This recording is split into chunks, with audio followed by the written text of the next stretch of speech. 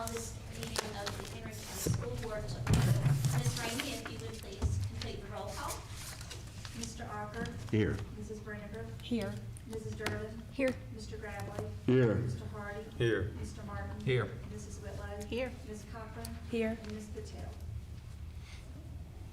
Our first item up this evening is the election of school board chairman for 2024.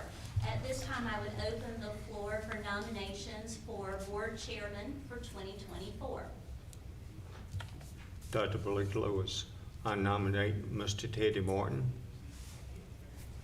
Thank you, sir. Is there a second for Second. Mr. Teddy Martin? Second. Second by Ms. Whitlow. And all those in favor, raise your right hand, please. Thank you. We have a nomination, all those opposed? Thank you. So we have a nomination for Mr. Teddy Martin. Do we have any additional nominations for board chair for 2024?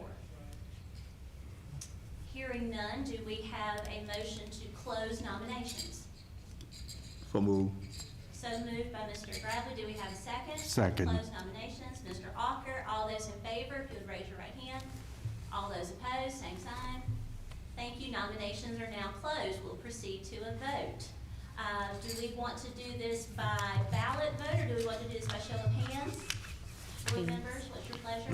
Hands. By Full hands, and okay. fine. We have a nomination on the floor for Mr. Teddy Martin to serve as board chair for Henry County Public Schools for the 2024 year. All those in favor, please raise your right hand. Any opposed? Thank you, and congratulations to Mr. Martin, who will serve as our board chair for 2024. I will now gladly pass the gavel to you. Thank you very much, Thank Dr. you, Blake sir. Lewis. All right. So I want to thank each of you for that, and also Dr. Blake Lewis for, that's the most thorough I've seen that vote. So I understand, I understand. Next item we have on the agenda is the approval of the agenda. So does anyone have anything that they would like to make any changes, or do you want to approve as is? I make a motion to approve as is. Second. So we have a motion by Mrs. Whitlow, we have a second by Mrs. Brinegar. Beat you just by a second there, Mr. Hawk. Now, if you had said enthusiastic. All right. But with that said, all those in favor, please raise your right hand. All right, passes unanimously. All right, so next we have welcome visitors. We have quite a few and some important visitors with us this evening. Look forward to recognizing you and having you come and present and speak with us, and recognizing your achievements. And we thank each of you for being here. If you would, I'll have you stand. We'll do a moment of silence, and then we'll have the Pledge of Allegiance.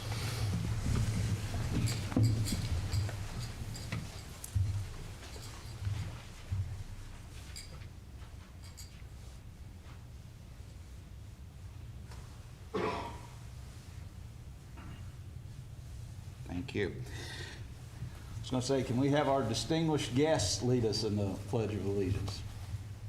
Yeah, come on up.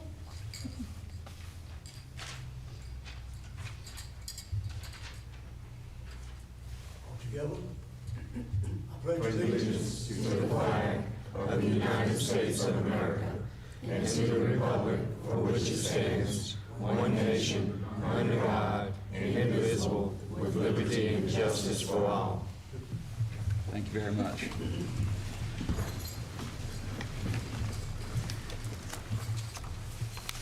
All right, so the next item we have is the election of the vice chairman. So, do we have any nominations for the role of vice chairman for 2024? I'd like to nominate Ben Gravely. All right, we have a nomination for Mr. Gravely from Mrs. Whitlow. We have a second. Second. We have a second for Mrs. Durden. There any, I know you did quite a few votes there. I tend to just do any other nominations. Yeah. Are there any other nominations? All right. Is there a motion to close nominations? So move. Motion by Mr. Ocker. Do we have a second? Second. Second by Mr. Hardy. All those in favor, please raise your right hand. All right, unanimous. Theoretically, since the nominations are closed and there is no one else, I would say you are duly elected, Vice Chairman, Mr. Gravely. Now, we can reconfirm it if you like. Just for the record, just for the record. Just for the record, we'll do it one more time, all right? No, I'm just kidding. Okay, all right, I got you. All right, so Mr. Gravely is hereby elected. Thank you. All right, so the next item we have is the appointment of the school board committees, and Dr. Blake Lewis, you are up to present.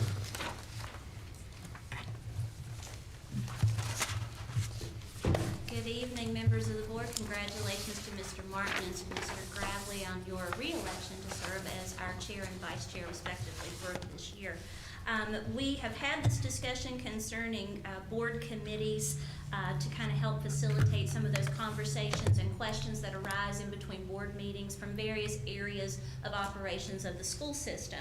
So based upon feedback from board members at our December meeting where we asked you to identify your first, second, and third choice of committee service, the following is from that data.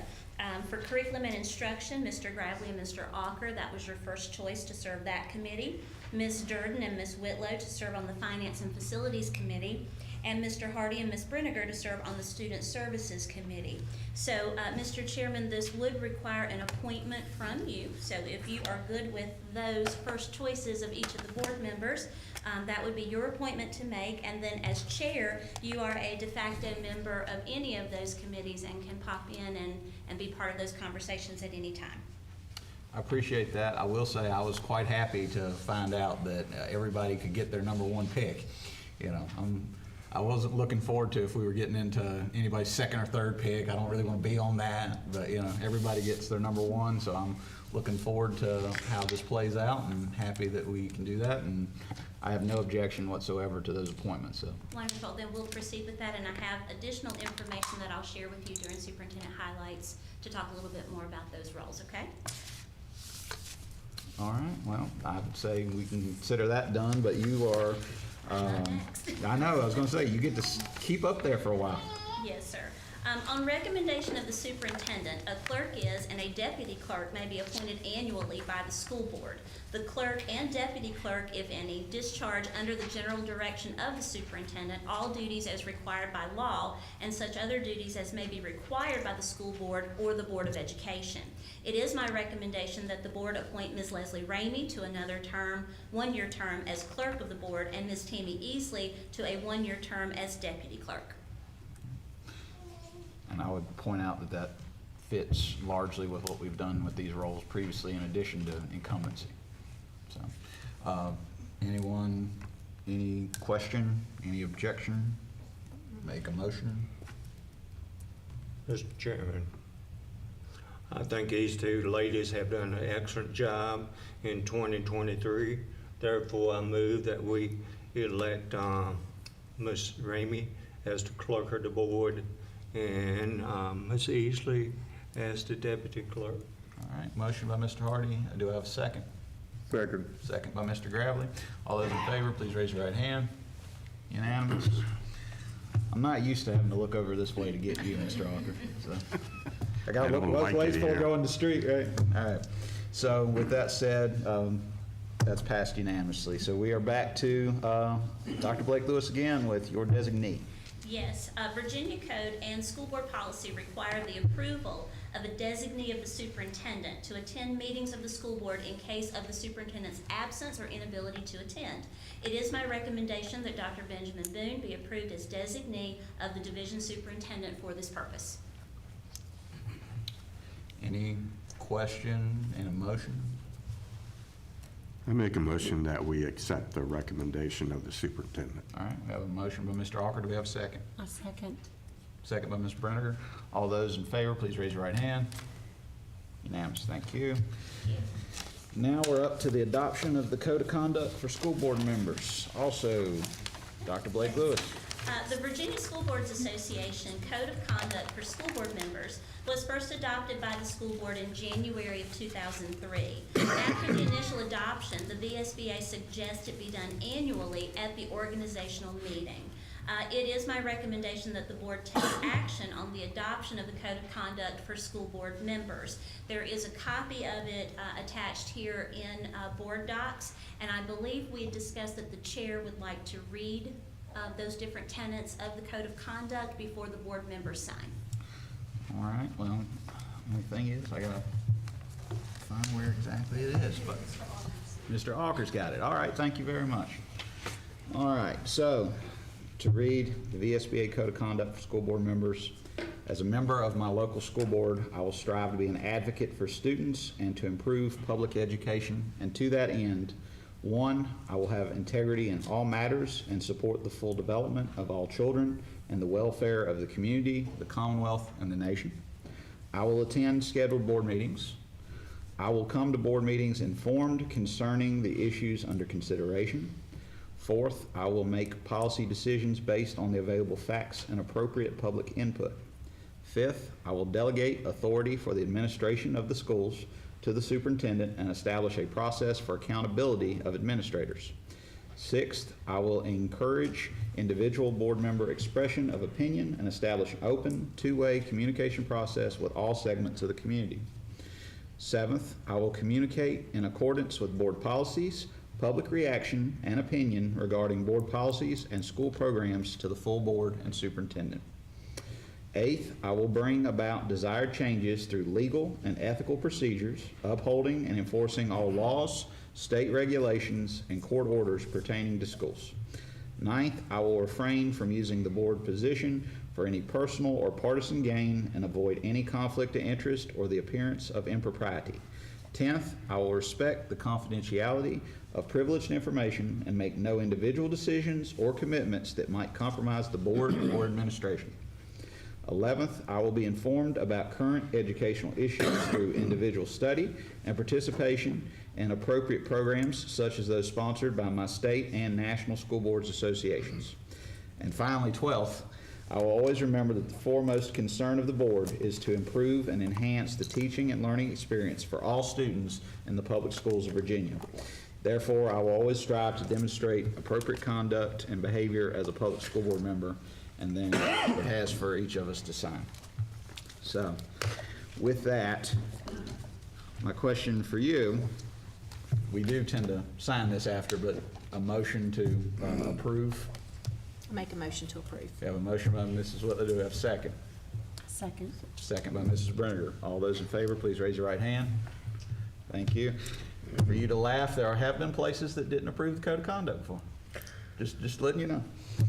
But, Mr. Chairman, I would ask that maybe we designate some time to sign that document either now or as we enter into closed session, whichever is your preference. no, I agree. So I took your document there? You did. I'm sorry. So thank you very much. Since you have the pen and you are the senior member, Mr. Hawker, how about we start with you? You get to go first. Thanks. Do you mind if I borrow your pen while No, I'm sir.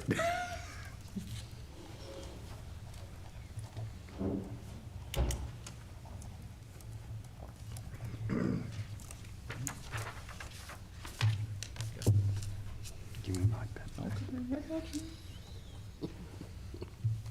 Code of Conduct, don't steal Mr. Hawker's pen. That's right.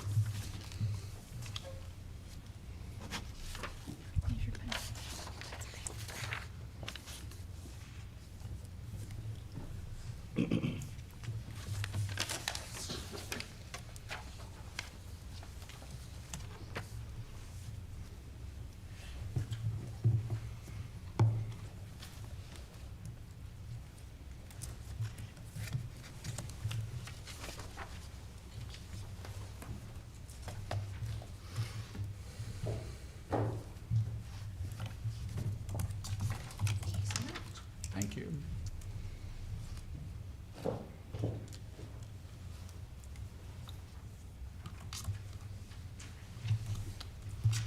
And then finally, we're up to you again for the school board meeting schedule, Dr. Blakely. Virginia Code Section 22.1-72 requires the school board to hold its annual organizational meeting for the purpose of establishing its regular meeting schedule for the ensuing year. Regular monthly board meetings are held the first Thursday of each month, beginning at 9 a.m. for day meetings and 5:30 p.m. for evening meetings. Meetings are generally held in the Summerlin Room in the County Administration Building. Consistent with the past year's schedule, the proposed 2024 meeting dates are listed below. It should be noted that the July meeting is scheduled for the second Thursday because of the Independence Day holiday.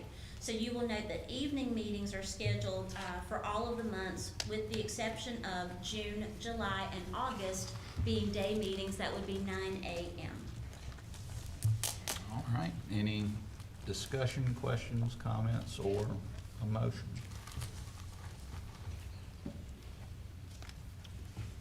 It's the pattern we usually follow, so, Yeah. yeah, it's good. All right, so do I have a motion? Make a motion to approve. Have a motion by Mrs. Whitlow, do I have a second? Second. Second by Mr. Gravely. All those in favor, please raise your right hand. Unanimous. Thank you. Thank you, Mr. Chairman. And that concludes the organizational component of the meeting, which brings us into the regular meeting. And then the first thing we have is awards and recognitions, and from what I have, student recognition, starting with Ms. Lewis.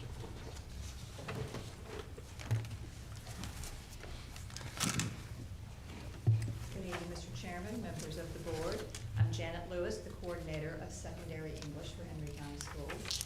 If you're not aware, Poetry Out Loud is a national arts education program that encourages the study of great poetry by offering a dynamic recitation competition for high school students across the country.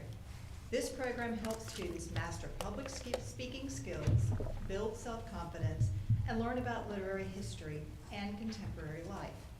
Henry County is participating for the first time in this competition through a grant from the Virginia Commission for the Arts and support by VCA teaching artist Reggie Cabico, as well as advanced comp teachers Chelsea Curtis at Magna Vista High School and Mary Grace Cilio at Bassett High School.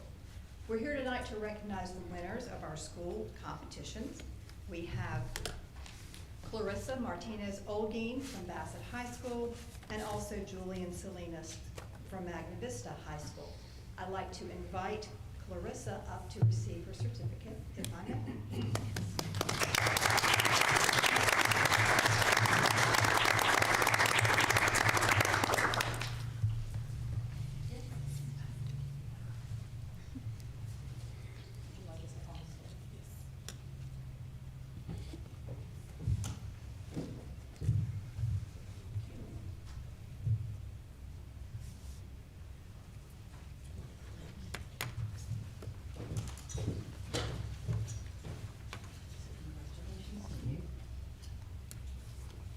Julian Salinas was not able to be with us, but those students will progress to the virtual regional competition in February. So I look forward to presenting to you all later if they make it to the state competition and perhaps even the national competition. Thank you. Thank you. Thank you. All right, and next we have the Homer Dillard Post 78 American Legion. Dr. Blake Lewis, it says for you to be the presenting.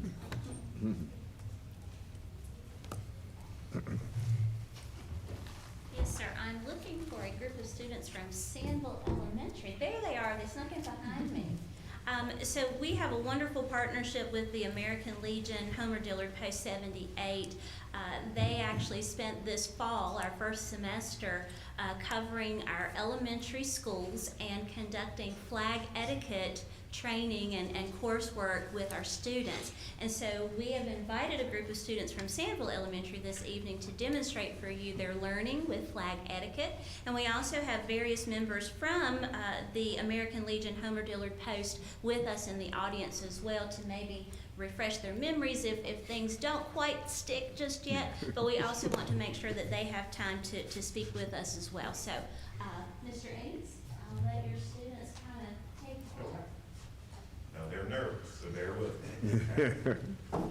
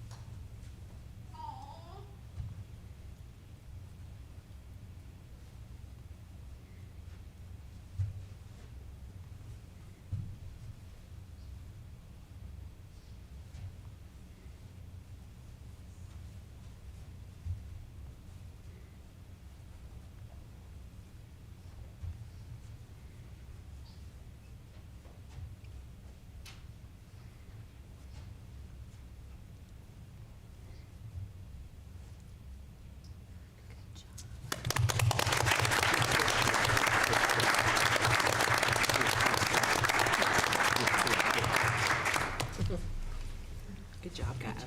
Great job. Yeah. First two folds of the heart. It looks hard with little hands, too.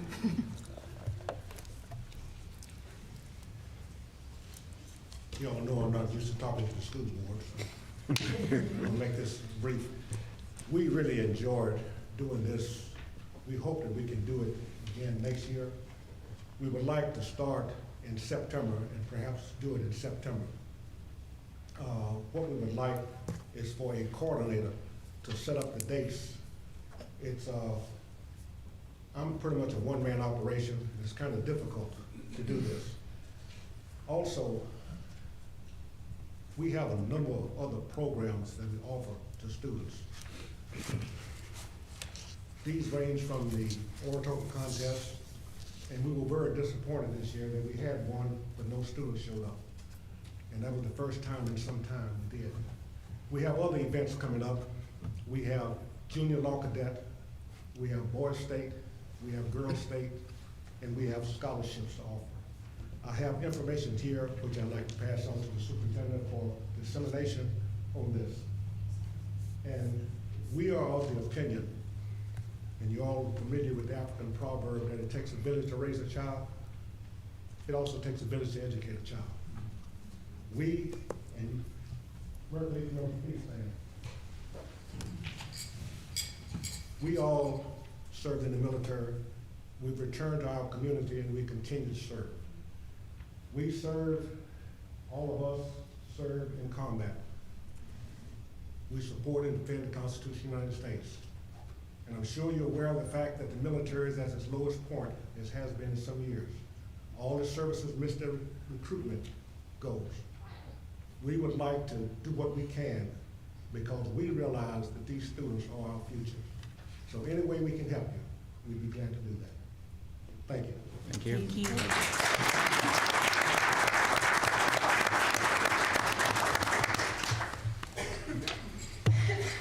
Appreciate all of you for coming. Our next item is Principal Appreciation Week, and I have that our presenter will be our student member, Ms. Cochran. Good evening, Mr. Chairman and fellow members of the board. Before I present this, I just wanted to notify everyone that this is the 2023 proclamation for Virginia School Principals Appreciation Week because the 2024 proclamation has not yet been released by the governor. Virginia School Principals Appreciation Week will be observed January 14th through 20th, 2024. Whereas principals serve as educational leaders responsible for managing the policies, regulations, and procedures necessary to ensure a safe, vibrant, and effective learning environment for all students in Virginia's public and private schools. And whereas principals must work collaboratively with teachers, staff, students, parents, and the community at large to prepare every student for success in life as productive members of our economy, informed citizens in our democracy, and engaged participants in our communities. And whereas school principals work cooperatively to direct, develop, and inspire all members of the school staff and student body to embrace and meet high expectations so that every child reaches their potential. And whereas principals are critical to creating strong partnerships between school and home that are based on open communication and a culture that welcomes and engages parents in the learning process. And whereas principals and teachers are entrusted with the opportunity, responsibility, and trust of parents to guide, direct, nurture, mentor, and impart knowledge to our children while they are at school. And whereas Virginia School Principals Appreciation Week is an opportunity to recognize the hard work of Virginia school principals and to recognize the importance of principals in ensuring that every child has access to a high-quality education that opens doors to future opportunities and allows each child to fulfill their dreams. Now, therefore, I, Glenn Youngkin, do hereby recognize January 15th through 21st, 2023 as Virginia School Principals Appreciation Week in our Commonwealth of Virginia, and I call this observance to the attention of our citizens. Thank you very much. Good job. Did a great job. All right. That's good. All right, so we are now up to public comment. Mrs. Ramey, we have the four listed. Do we have anyone else sign up? Just those four. All right, we'll go through that order then. So I'm gonna read the intro and then I'll call you right up. All right. So this is time for matters presented by the public, and that's therefore the time for public comment. That means we're here to listen to you, not to engage in any question and answer period or debate. Upon arrival at the podium, please state your name, your subject matter, and the district in which you live. And by coming to the podium, you have agreed that you will exhibit respect for the board and its members, as well as the staff and students of Henry County Public Schools. You will receive the same consideration from the board. Please keep your comments to 3 minutes. The first individual I've signed up is Mr. Greg Preston. Good evening, Mr. Greg Preston. I am the Executive Director for Piedmont Community Services Board. I hope this won't take up my time, but you do have a packet of information, a brochure. Likewise, I put together some information since I'm limited to 3 minutes of information. It's a prevention fact sheet, the Code of Virginia, Youth Risk Behavior Survey results, Too Good for Drugs, grades 4 through 5 data. I would ask that the school board and Dr. Blake Lewis pay close attention to House Bill 134. Drug data is in there. There's an article about high overdose deaths, and I just put a copy of the recent article about DARE services that's in your back. So again, I'll go really fast. I don't have a stopwatch on you, so. Perfect. All right. So I'll take a break. All right. So again, I'm Greg Preston, the Executive Director of Piedmont Community Services. So to the board, to the chairman, to Dr. Blake Lewis, first of all, thank you for just allowing me to come and present this evening. Today, my purpose is not only to talk about Piedmont, give you a quick overview, but also to provide some helpful data for the school board. To stress to the school board, to Dr. Blake Lewis, that we are your partner. We are the community resource for behavioral health services. We are your consultant. And likewise, we are here to work with you. So that's really important that that message gets out this evening. One of the questions I've asked myself is, how do we provide good evidence-based services to protect our children? And that means a lot to Piedmont. It means a lot to our citizens and our families. So that is what I'm asking this evening. Part of our mission for 2024 for Piedmont is to educate. So we're not only coming to the school board, we're traveling all around our catchment area, trying to educate the citizens, trying to educate our community partners about what is a community services board. A lot of folks really don't know what the deal is with community services boards. One of the things we want to do is to be able to enhance prevention services. If you look in the school system now, you have services set up for prevention and you have treatment. And Dr. Blake Lewis, I'm just so proud of the treatment team that Henry County Schools have. We nailed it. So tonight I want to focus on prevention. In order to combat substance abuse, we have to have a strong prevention program. We have to have a strong prevention program. So Piedmont Community Services, we are one of 40 community services boards in the state of Virginia. By a joint resolution in 1968 between Henry County, Patrick County, Franklin County, and the city of Martinsville, Piedmont was formed in 1972, okay? If you look in your packet under the Code of Virginia, it tells you the purpose of Piedmont. And I think Mr. Martin, when you and I talked, I shared with you about it's our job to make sure that we are working for and supporting the communities, to make sure that we're working with our local partners, especially the school system. So again, we serve Martinsville, Henry, Patrick, Franklin, and the city of Martinsville. We have about 450 employees right now, and we still have some vacancies. In the schools, again, we provide prevention services, and we have a strong prevention program, great staff. We also provide case management, outpatient services, emergency services, developmental disability services, There's so many services that are available, it's hard to put in a brochure. But those services are in the schools. And we are proud of that. So again, I am proud that Piedmont has had a rich history of partnering and collaborating with Henry County Schools for the last 35 years. So since 1989, we've had the opportunity not only to serve the students, but we also provide training, guidance for your teachers and for your staff. We first began prevention services in 1989. In 2012, we were awarded a grant to provide substance abuse prevention services to your students. For the past 11 years, Piedmont has been awarded, over $582,000 for prevention services for Henry County Schools. Just this past November, Piedmont had the opportunity to apply for in partnership with Henry County Schools for an additional $400,000 for services for Henry County Schools.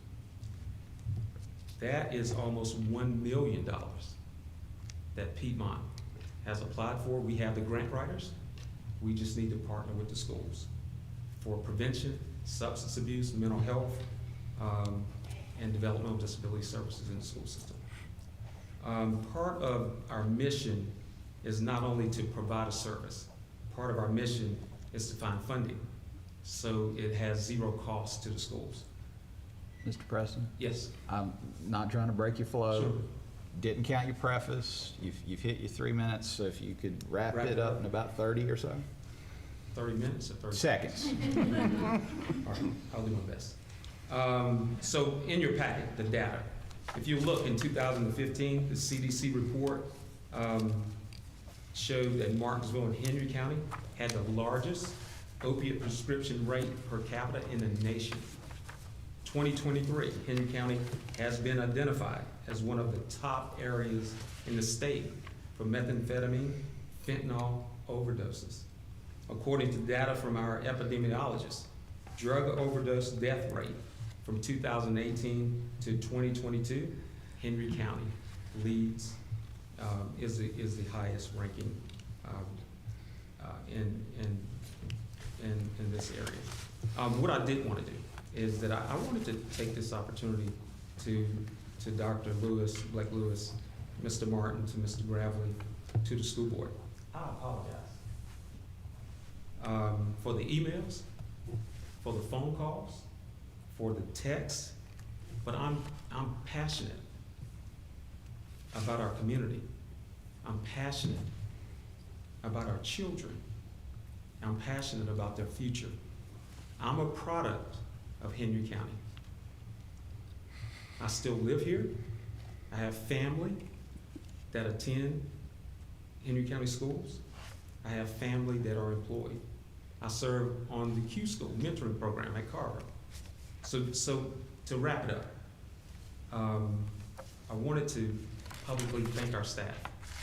Again, 450 trained, well-trained, great staff. It's unfortunate I only have 3 minutes, Mr. Chair, to talk about Piedmont Services, and we are your partner. And a lot of times, most of the time, I don't have to come before the school board in order to talk about services for our children. It is a work session. So I apologize for going over my time, but it is imperative that we work together to provide some services that protect our children.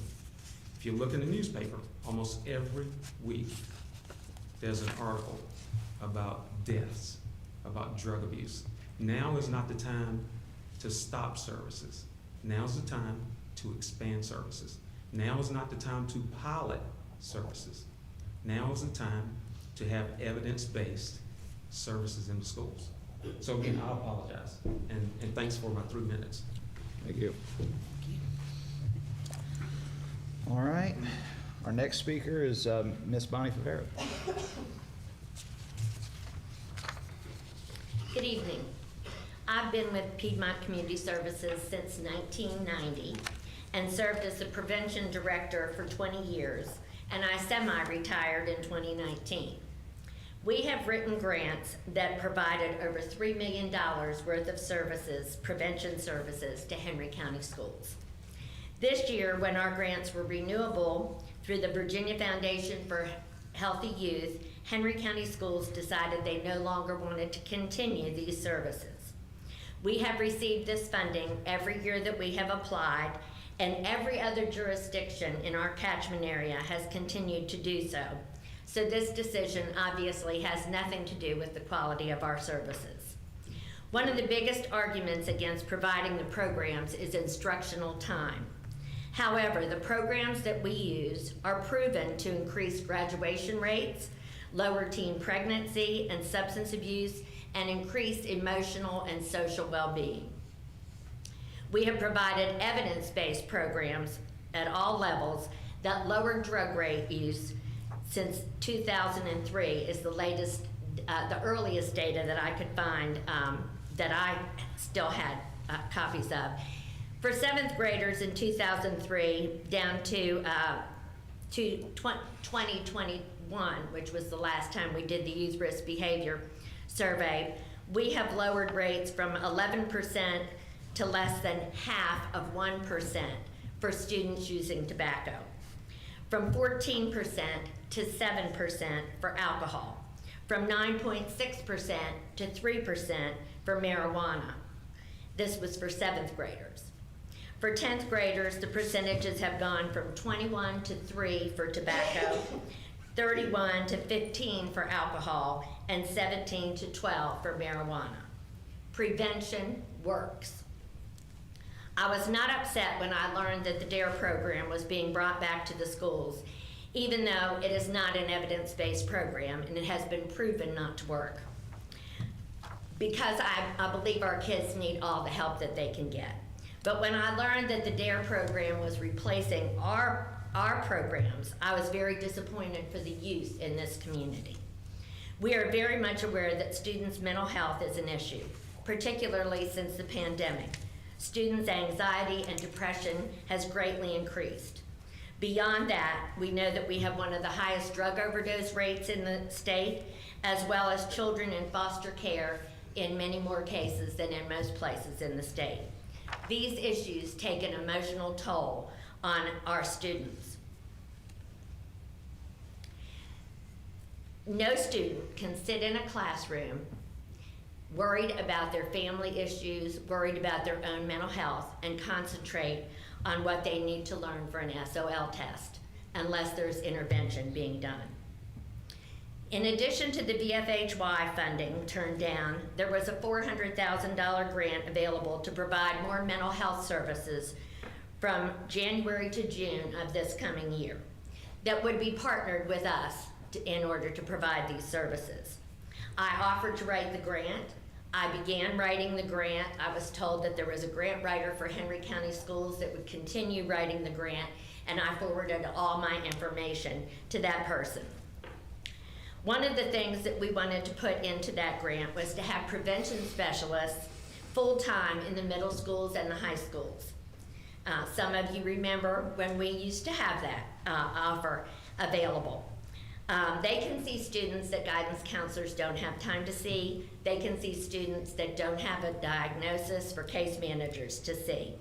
They can see students who are just concerned about something happening in their lives, who need an active listener to validate their feelings and help them with coping skills. They need someone to just help them get through their day. I don't know who made the decisions to turn down these prevention services, but I know that you are the governing body for this school system, and it's your responsibility to make sure that the needs of the students are being met. We have offered these services that don't cost Henry County a dime, and yet this year, for some reason, they have decided to turn them down. The children are the ones that will suffer. We're always here to help. Thank you. Thank you. And our next speaker is Miss Regina Clark. Good evening. I'm Regina Clark. I'm the Director of Prevention Services for Piedmont Community Services. I've been with the agency doing prevention work since 2003 and have served in many different capacities. Piedmont has provided the Too Good for Drugs program to 4th and 5th graders in Henry County since 2012. I'd like to acknowledge several of our prevention staff and team that is currently here, and many of them provide that. And I would like to have them stand while I speak. I also just want to publicly say thank you. Thank you to them for the hard work that they're doing. These are some of the individuals that are in the schools working with our students and making a difference. The Too Good for Drugs program is evidence-based and proven to effectively mitigate the risk factors associated with risky behaviors and promote the protective factors associated with healthy decision-making. The program also aligns with the health education standards of learning for Virginia public schools. And I believe you should have a copy of those SOLs in your packet for both 4th grade and 5th grade. The prevention model that is standardly accepted is to teach children healthy skills and to prevent them from needing to use substances to cope when faced with challenges. We have enjoyed working with our schools and helping the students learn those skills. Some of them are setting reachable goals, making responsible decisions, communicating effectively, and identifying and managing emotions. In addition, they learn peer pressure refusal skills, problem solving, conflict resolution, and media literacy to help them to be less vulnerable to the lure of drugs. Especially important in an area that is known for drug misuse and overdoses, it is critical that children learn skills that will protect them. These programs have been provided free of charge to Henry County Schools through a grant from the Virginia Foundation for Healthy Youth. As Ms. Favero said, we do provide those in our supporting surrounding locations. Henry County Schools has decided not to continue with this program for elementary students after the current academic year. It is unfortunate for all the students in this community that they will not have access to this program. We know it is imperative to reach students early, and I would like to ask the question of, will there be an evidence-based drug prevention program for elementary students next year? In an effort to ensure we are providing quality services, I provided a program and staff evaluation to all 4th and 5th grade teachers, school counselors, and principals who completed the program this fall. The overwhelming majority gave a score of 3, 4, or 5 on a scale of 1 to 5 for their overall satisfaction with the program. When asked if they would like to have the program offered again, the overwhelming majority said yes. If there have been problems that I've been made aware of, I have worked to make changes or accommodations, as providing a quality program is of utmost importance to us at Piedmont. Since Henry County Schools decided not to apply for the funding, Piedmont quickly had to change gears, and we came up with a plan and decided to partner with a group called Youth in Crisis, who has started meeting in late summer of this past year. These partners are groups and entities in the community who work with youth and recognize the issues they're facing and the support that they need. Even though we will reach far fewer students because of not having access to students in the schools, we persevere. We will continue. And we're thankful to the YMCA, MHC After 3, and Q School for partnering to be able to provide what support we can for the children and youth in Henry County. PCS is here to serve the community, and we stick by our mission to help others. Thank you. Thank you. Thank you. All right, and our next speaker is Michelle Graham.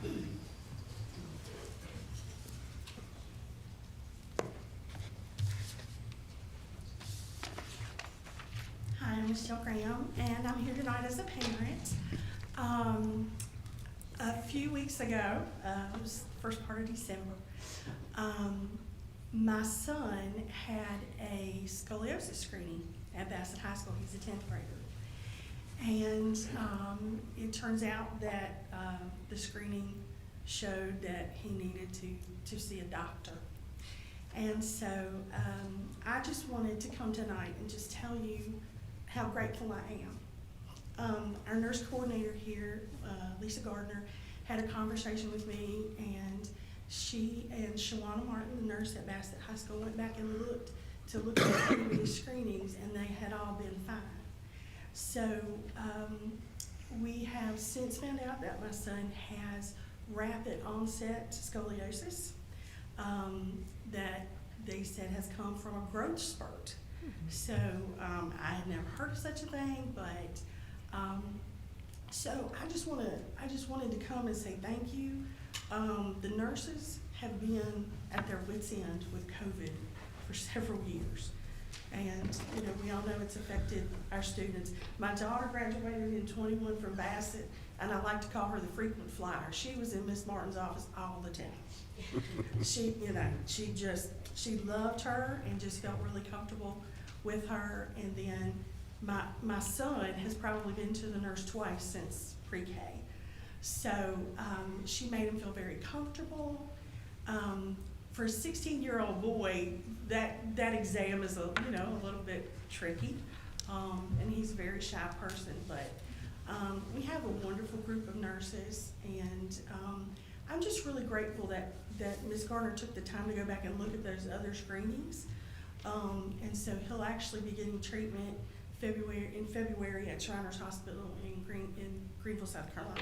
So I just wanted to say thank you, and we appreciate everything that you all do. I know several of you, and some of you have been, at least one of you has been an administrator where my child was in school.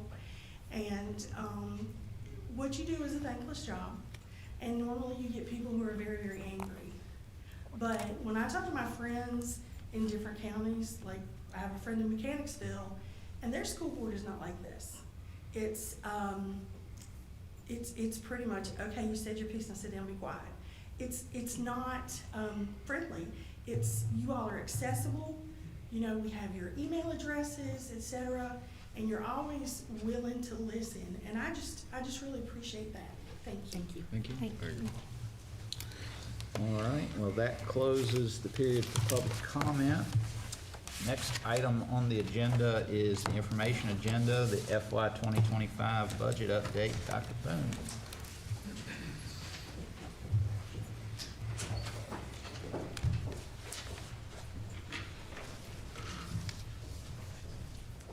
Good evening, Mr. Chairman, members of the board. Unfortunately, we do not have any numbers to present to you tonight. Allocations of the proposed state funding from the Virginia Department of Education have not been provided to school districts just yet. Governor Youngkin announced his proposed two-year budget on December 20th, which will still need to go through the General Assembly. The overall summary listed from the governor's budget called for a salary increase of a 1% bonus for next school year and a 2% salary increase in 2025 and 26. The proposed governor's budget does remove the sales tax hold harmless funding from the budget, but it's yet to be determined if adjustments will be made from the state in other categories, such as re-benchmarking costs to direct aid. We are continuing to evaluate programs and the needs of our students, employees, and our facilities to make possible adjustments to the budget moving into next year. But with the proposed budget from the governor, when looking at salary increases for our employees with recommendations from salary study data received during the summer, it's going to take a strong collaborative effort with our Board of Supervisors to help fund not only salary increases, but other budget needs such as facilities and rising utility costs. Henry County Public Schools is hoping to receive more detailed information from the Virginia Department of Education before our public hearing on January 18th. The General Assembly starts its session next Wednesday, January 10th. So I wish I had more information to provide to you, but that's what we have right now. Thank you. Any questions or comments from the board? Now, Dr. Boone, this 1% for salaries for the teachers, that has changed since originally, right? We were hoping that the proposed budget would be a higher increase for our employees. But right now, the governor has proposed a 1% bonus, not a salary increase, but a 1% bonus for next year. So it still has to go through the General Assembly. So we'll see how everything turns out from there. But hopefully, again, we'll receive some information from the Virginia Department of Education on what the proposed funding from the governor looks like right now. And we can start making plans from there and how much the cost would be if you as a board decide to increase that amount in comparison to what the governor has proposed. To Dr. Boone's credit, and I think we can certainly say that this is a common feature across both state and local government between the fact that we have Democratic majorities in the House and the Senate and newly in the House and the governor. So this is a difference than what had been indicated before. The Democrats are proposing a much more robust funding for education and other services. However, there will be a period of time where they kind of haggle it out over, and I anticipate we'll probably be dealing with budget for a while. It's not going to be a simple either one wins very quickly, just by the virtue of divided government. So, but thank you. Thank you. Any other questions or comments before we let Dr. Boone go back to his seat? I just want to thank you again for the information that you proposed to us at our budget meetings that we had. It was good information, very precise and easily to understand. I appreciate that. Hopefully I can bring something back to you like that in the public hearing or in February. I would say the positive is that we tend to base off the governor's budget, which historically, or whichever is the more conservative budget. So the likelihood is, even after the dispute, there will probably be a better number than what we're hearing right now, but still obviously some time and things to go through. I believe you were getting ready to speak, Mr. Gavin. Well, I'm just, I'm sure, I would hope, I mean, in past, at least there's been a percentage in there for teacher salaries, a bonus. That's just like flipping a coin. I mean, that's nothing, so, yeah, okay. Well, especially after 5% raise, 7% raise, 6%, Yeah, I mean, yeah. it's ridiculous. But anyway. By the way, I noticed I hadn't looked your way, Mr. Walker. You good? I'm fine. Okay. I didn't want to miss you when I'm looking all this way. I'm listening. Okay. All right. So thank you very much, Dr. Thank you. Thanks, Dr. Ben. All right. So we are up to the consent agenda. Is there anything anyone wants to pull out, or do you want to approve as a block?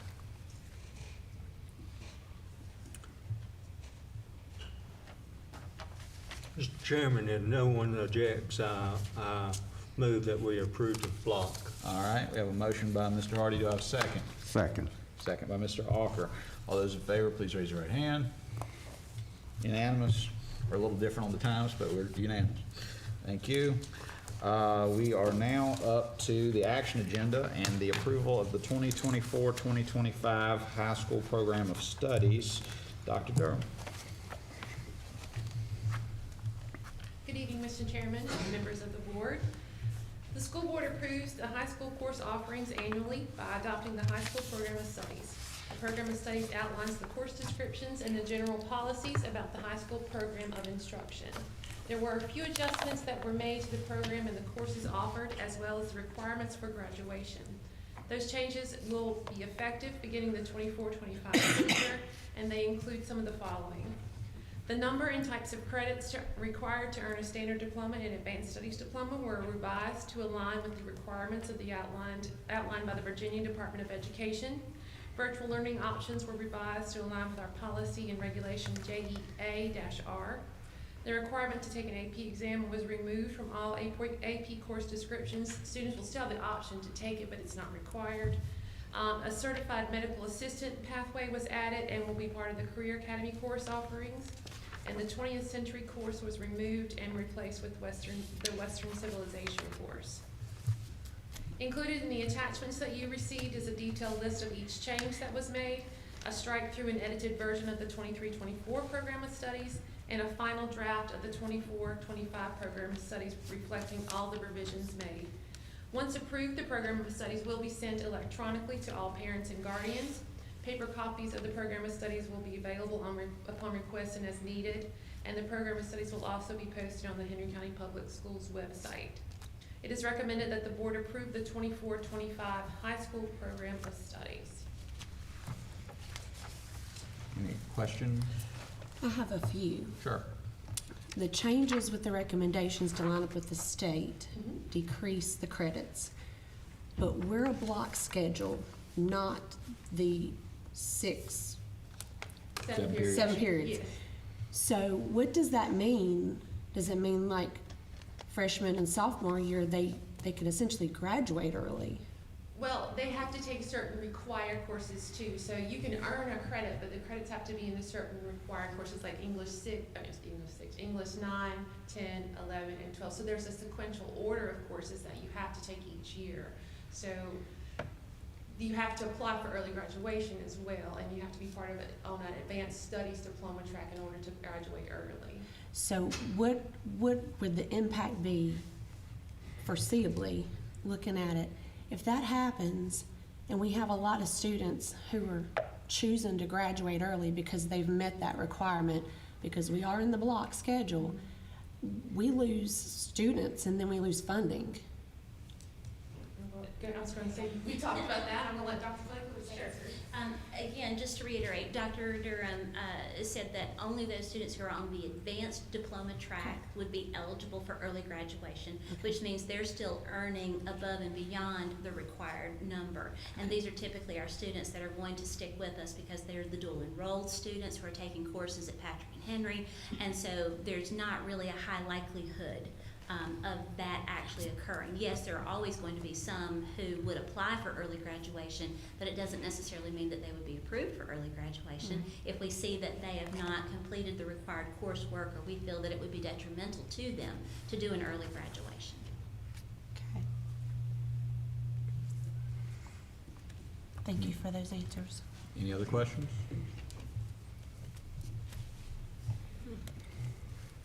Mr. Hawker? Everybody's good? All right, if there is no further discussion or questions, do we have a motion regarding approving the program studies? I'll make a motion to approve. We have a motion by Mrs. Whitlow. Do I have a second? Second. Second by, I think Mr. Hardy slightly beat you on that one. I'm sure you'll get him on the next one. All right, all those in favor, please raise your right hand. Unanimous, thank you. And we're back to you, Dr. Durham, on the middle school program studies. Thank you. The school board also approves the middle school course offerings annually by adopting the middle school program of studies. The program of studies outlines the course descriptions and the general policies about the middle school program of instruction. There were no major adjustments to the program, programs and courses offered at the middle school.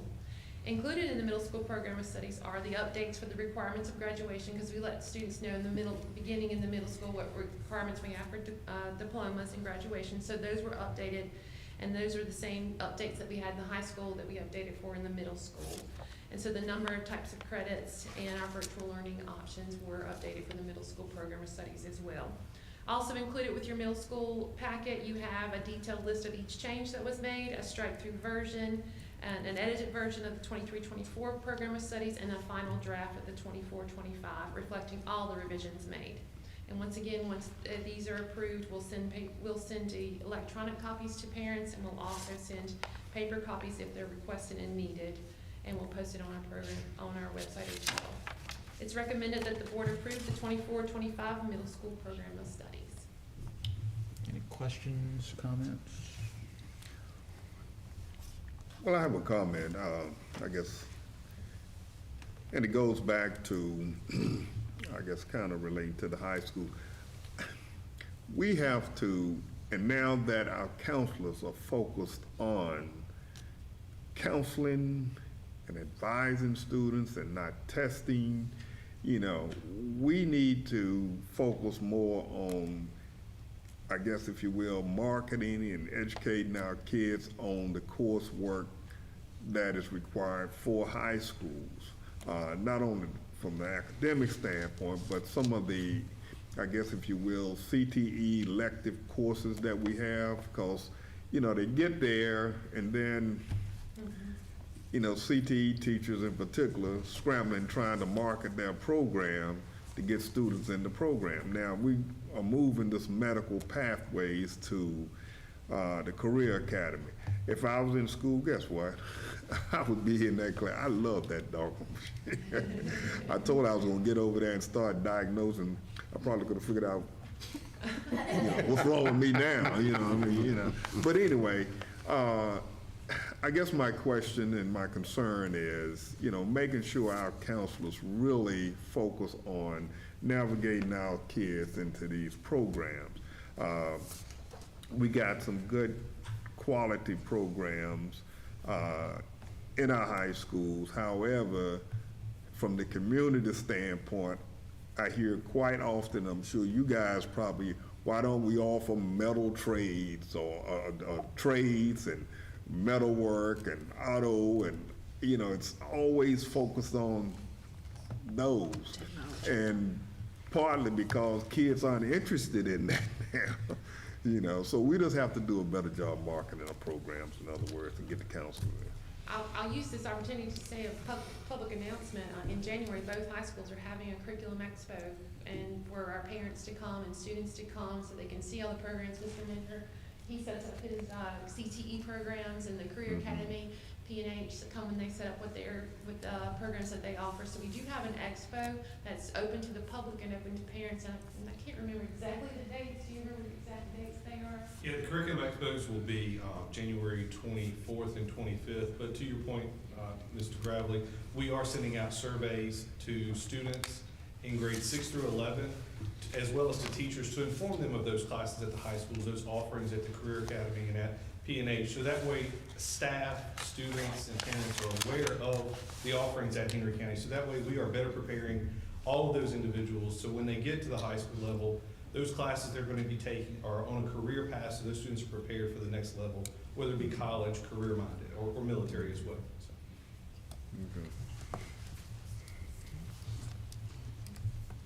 Any other questions or comments? Move for adoption of the middle school program of studies. All right, so, and like I said, you were gonna beat Mr. Hardy on the next one. So, motion by Mr. Gralley. Who do I have a second from? Second. Second by Mr. Alker. That was enthusiastic. All right, all those in favor, please raise your right hand. Unanimous, thank you very much. We are now up to the approval of appropriation of additional funds to facilities. Dr. Boone. Per the joint resolution between the Henry County Board of Supervisors and the School Board of Henry County Public Schools, the school division is requesting the reappropriation of $51,732 of unexpended school funds from the FY23 budget. The reappropriation of the FY23 unexpended funds or carry forward balance is requested to help cover the cost of the following projects, and this would help cover the cost of the updated fire alarm system for Philadelphia Collinsville Middle School. And if you have any questions about that, Mr. Keith Scott will be able to answer those. But it is recommended that the school board approve the additional appropriation of $51,732 to fund the above mentioned project and forward the appropriation to the Board of Supervisors. So, any questions or comments from the board?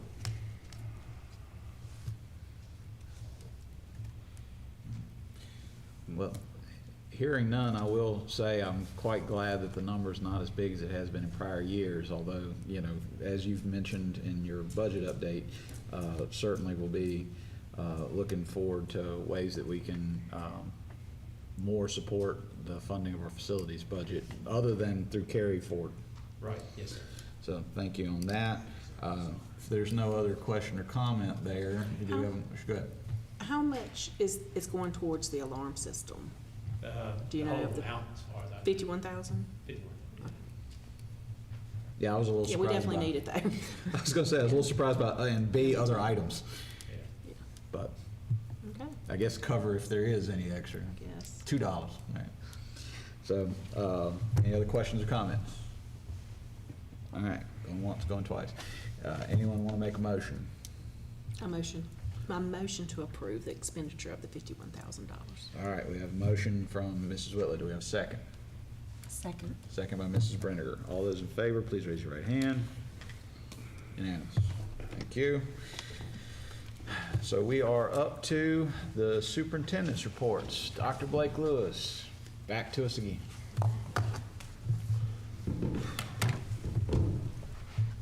Good evening again, everyone. You'll see the attached superintendent's report, so I'll just run through a few highlights with you. There are just a few reminders to start with that board members are required to regularly complete the Conflict of Interest Act, or FOIA, and the Freedom of Information Act, or FOIA, training. I do have links there in the superintendent highlight to just kind of guide you to where you can get those trainings online. You'll need to just touch base with Ms. Ramey to verify your completion. They're not necessarily an annual thing. If you've done them last year, you may not have to do it this year. So if you have any questions, just check with Ms. Ramey and she'll let you know which of them, or either or neither of them, that you might be required to complete. We mentioned earlier this evening the committee assignments, and so just to recap that, Mr. Ocker and Mr. Gravely will be serving on the Curriculum and Instruction Committee, Mr. Hardy and Ms. Brenniger on the Student Services Committee, Ms. Durden and Ms. Whitlow on Finance and Facility Committee, and of course Mr. Martin as chair serves as a de facto member of all of those. I did include some additional information there in the superintendent highlight document to give you some additional information about how these committees will function. So real quickly, I'll just read from my copy. Curriculum and instruction, some of the topics that you all may discuss or receive concerns about would be things like field trips, textbook and resources, program of studies, testing and accountability, school improvement, or strategic plan. If you are the Student Services Committee, you would be addressing topics of special education, special placement, athletics, discipline procedures, counselors, social workers, truancy, and things of that nature. This is not an exhaustive list, but this is just right off just some of those things that may start to guide you. With finance and facilities, of course, those discussions would center on the annual budget, the 1% sales tax, our facility study, facility maintenance plans, and then transportation also falls into that category. And then, Mr. Martin, I have designated you in the other category to kind of be a catch-all of things that don't necessarily fit neatly into one of those committees, and those would be things such as staff concerns, community partnerships, and special events. And again, you are a de facto member of any of those committees, so you can be part of those discussions. So basically, in between board meetings, the pair of board members who are assigned to that committee will communicate with each other and with division staff on any issues, concerns, or questions related to your committee assignment. Those committee members may also be asked to participate in some division functions that relate to your appointment. So for example, members of Student Services may be asked to participate in the SEAC, which is the Special Education Advisory Committee that Ms. Taylor leads. Members of Finance and Facilities may be asked to assist with reviewing the annual budget request. Or members of Curriculum and Instruction may be called upon to participate in some school improvement discussions. So those are just some of the additional functions that you may take on as a committee member in those various areas. We are asking that a monthly report of those activities be given by each committee at the board meetings, and that will begin in February. And so I have set up a Google form for that, or if you prefer a paper copy, I believe that Ms. Ramey may have left a paper copy at your seat this evening. So you can see it's just some basic information for some minute-keeping purposes, report for what your committee is, the board members who were present, the date that it was, or the month and the year that it was held, the things that you discussed, the information you received from division staff, and then what your next steps are. And then that would become your report out at the next board meeting. So any questions that I can answer for you along those lines? No, ma'am. Okay, happy about that. One thing that did not make it onto my update is in going through some of these organizational pieces, we discovered that there has been a practice of board members being assigned to certain schools. And in questioning that, I realized that it had not been revisited for some length of time. And so I would like to ask that the board maybe consider a conversation about maybe looking at this and really thinking through which schools most align with the area that you represent, or maybe areas that have a need or a specialty where you may better align and serve as a board member contact. So if you would like to maybe have some discussion among yourselves about that and let me know your preference for proceeding with that, that would be helpful.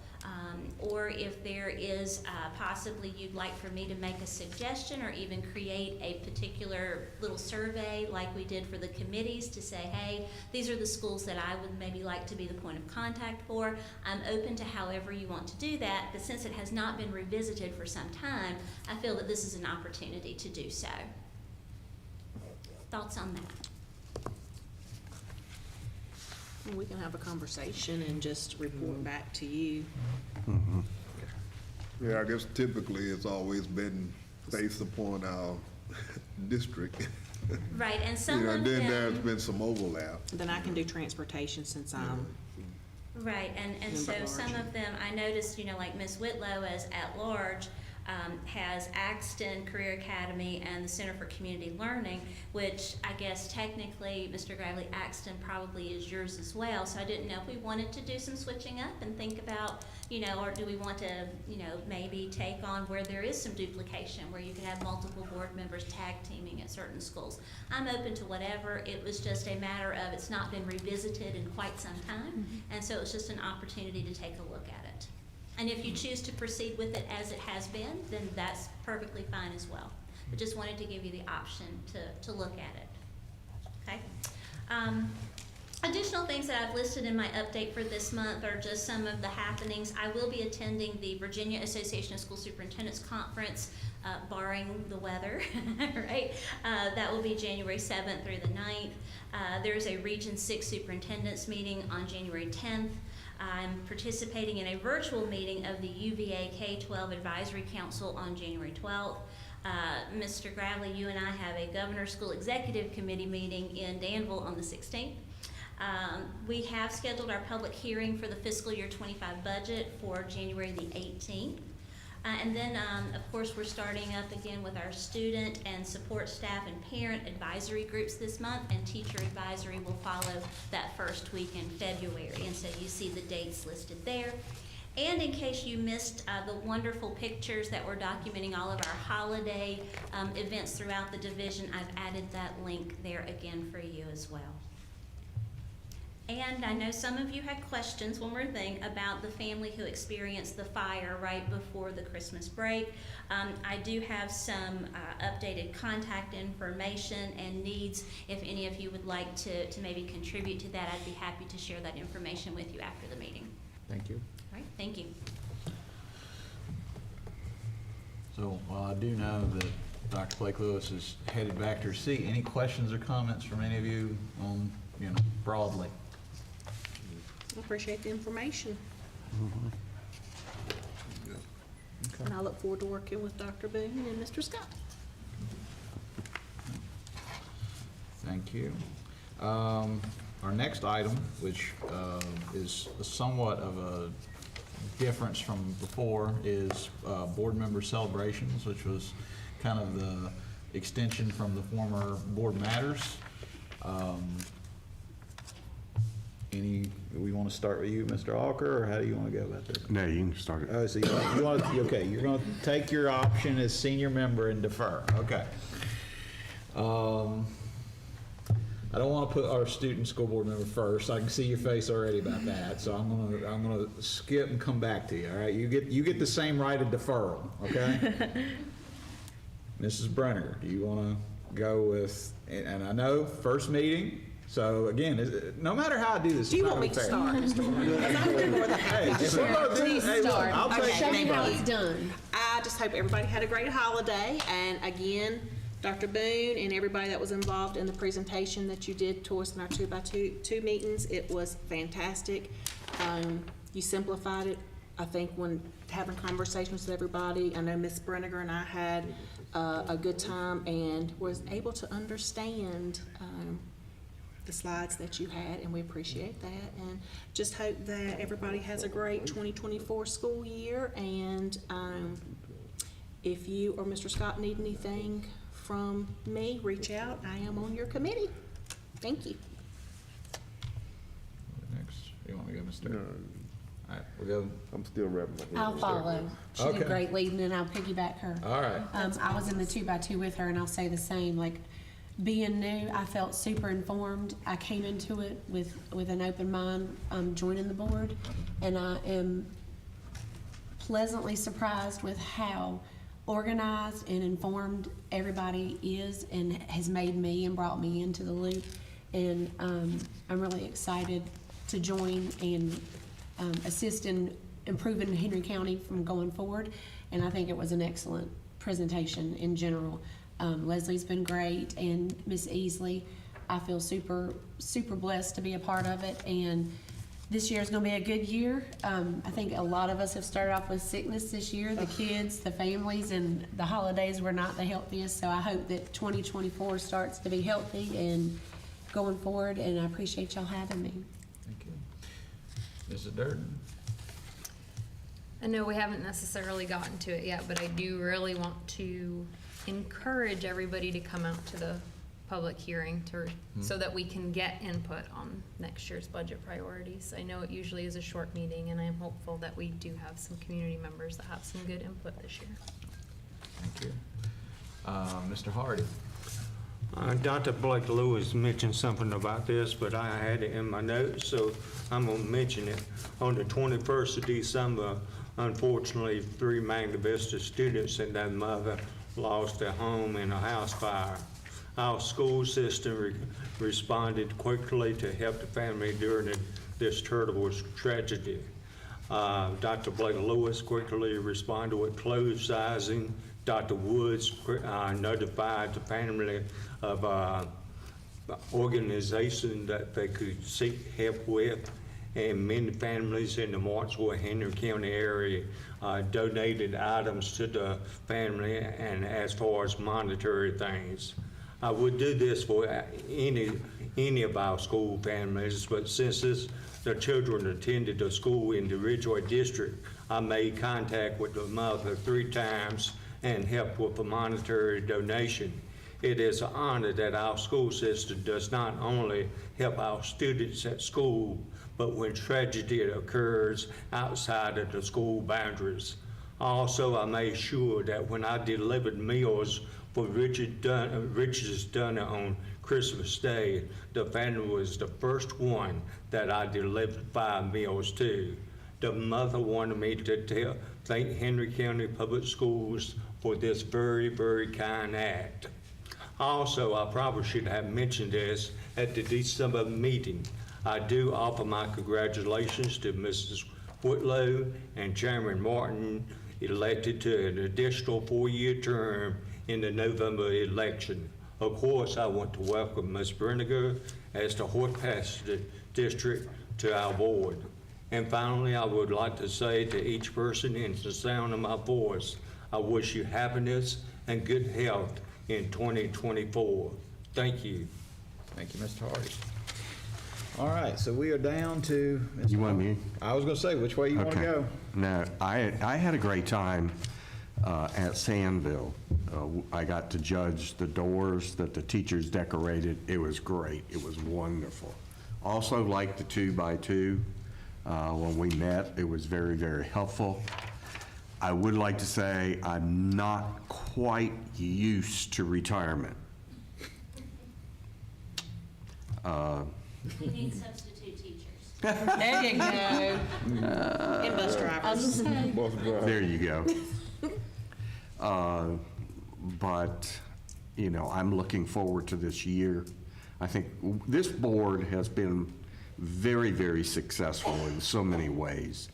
And I think we have a lot to look forward to in '24. I'm just going to say, if you end up taking the bus driver substitute role, I'm going to insist on getting you a chauffeur hat. I'm just letting you know that now. So, Mr. Gravlin. Well, I don't know about celebrations, but I do have a couple of questions. A follow-up in particular. You know, we started this winter with our metal detectors at our schools, and I guess my question is, when are we going to roll those out to the students and just get an update on how we're doing with our metal detectors? So I have been present at several events where those metal detectors were in use. Those have been both athletic events and extracurricular events, concerts and performances and things like that. Little bit of some, I guess, apprehension among teachers initially, but what I'm seeing now is that they realize just how simple it is. Administrators have jumped right in and assisted with that process, and we're finding that everyone is seeing the value of using those metal detectors. Now, we did initially tell you we would be rolling those out at those winter events, which is we're currently in the midst of that. Our plan is to evaluate the use of them probably sometime mid to late February, and see what might be our next steps with the use of those metal detectors. Now, that would fall under probably finance and facilities. If that committee wanted to take up that conversation with some questions for us, or maybe even some suggestions, or even just be part of that discussion of evaluating the use and planning those next steps. Okay. All right. Do I need to All stay right. for your next Yeah, question? probably so. Probably so, because I was going through the minutes, and I know we talked, in October, we talked about testing coordinators. Yes, sir. And I know it's a budget item. However, part of the conversation was you were gonna have a meeting with the building principals, then come back and let us know, da-da-da-da. So, your opinion, what are we gonna do about testing So testing coordinators? coordinators is an ongoing conversation, but I think we're all coming to the realization that from a financial standpoint, hiring a full-time position to be a testing coordinator is really not feasible. There's really just not enough work that would keep that position fulfilled. And then we're also, of course, kind of in limbo right now, waiting to see what our budget will actually be for next year, and wanting to make sure that we are effective and efficient with whatever budget that we have. At most, the work would probably require part-time, but we also need it to be a little more skilled than just a paraprofessional, because you're dealing with testing information, student accommodations and modifications. So it needs to be someone who would maintain a high level of confidentiality and be able to carry out that work of being the testing coordinator. So I don't know that our chances of actually finding someone who would fit that description are very high at all. So I know, coming from the state of North Carolina and from South Carolina, the practice there is for administrators to serve as testing coordinators, and it usually falls to an assistant principal. In some cases, I've also seen it be a lead teacher, or maybe even someone in a specialist role, or some sort of a support role in the building. But I think for now, our safest plan and best bet moving forward is for that to remain with assistant principals as one of those duties that they perform.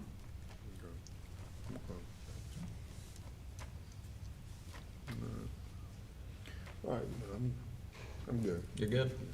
All right. Ms. Cochran? First, I just wanted to say Happy New Year's. I feel like 2024 is going to be a pretty good year. It's a leap year, so we get an extra day. That's always exciting. I also wanted to bring something up that Mr. Gravely brought up earlier about showing our younger students all of the different classes and opportunities they have in high school. Because I feel like sometimes, like when I was a freshman, sort of even now, like you kind of get a little lost when you get into high school. You don't know what you want to do. And especially as a freshman, you think 4 years, that's so long. I don't have to think about what I'm going to do when I get out of high school. But it's really not that long a time.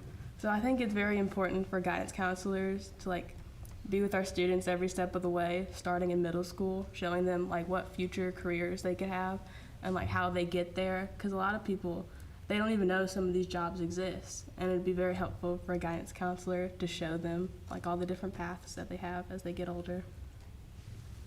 Thank you. So I think that crossed everybody but me. One comment that was made earlier, and I'll just say from, my prior role as the president of Virginia School Board Association, I'm very proud of this board. Proud of how we've operated, how we get along. Others have remarked about what they've seen in other school boards, whether that be Virginia and elsewhere. In my various capacities, I've seen some of those more up close than I would have cared to. Not to disparage any other board, but I'm pretty proud of how we are. And I'm thankful for each of you, what you bring to this board. I'm thankful for your support and having me continue on for a little while longer.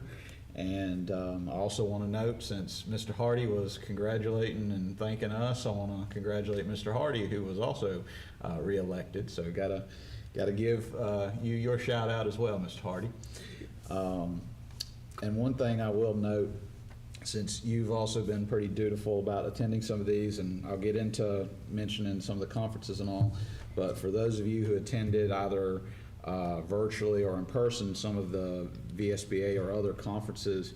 Some of those would also potentially fulfill some of the FOIA and COIA training. So just wanted to we'll get that all checked away and make sure Mrs. Ramey gets what she needs, so you don't have to duplicate it, or she doesn't have to duplicate anything either.